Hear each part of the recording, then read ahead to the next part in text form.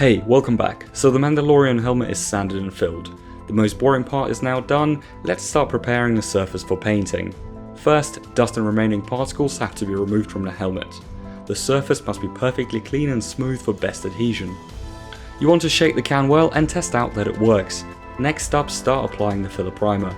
It's a high building primer that will help with covering up the inevitable remaining layer lines.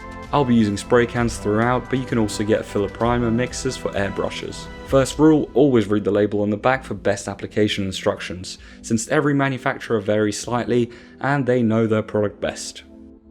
You want to start away from the helmet, going across at a steady pace and finishing away from the helmet too. The point is to avoid the initial and final burst of spray cans.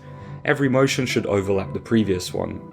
Since more sanding is to come, filler priming is the perfect stage to practice the use of spray cans, as mistakes are easily fixed and it's best to get a grip of the technique now as opposed to actual paint in the next stage where mistakes will be a bit more costly. The principle remains the same with any spray can, just certain primers and paints differ in consistency and how they layer, which is why it's important to recognize when it's not layering properly and adjust the technique to avoid running paint or primer. It might sound scary at first, but the only way to learn is by practicing, so go ahead, do it, and just have fun. I'll be using several different filler primers throughout this process because I found them to build up slightly differently, but you can stick to just one. Like with any aerosol based products, spray in a well ventilated environment or outside. I'm spraying in my garage and have an extraction fan set up. You want to be cautious with the temperatures and operate in the range that the manufacturer suggests on the back.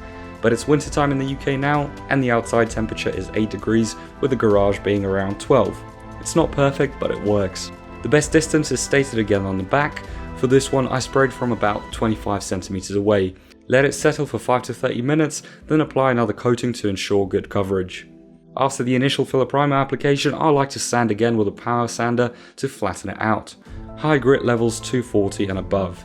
If the surfaces were uneven prior to the applications, the filler primer will retain some of those imperfections, so by sanding it down I ensure the surface is perfectly flat.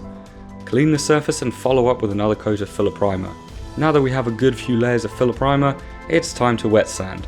Make the helmet or the sandpaper wet and start sanding with circular motions. Ideally you want to use waterproof sandpaper, but I just use regular one. Thanks to the water keeping the particles down, wearing respiration protection isn't necessary.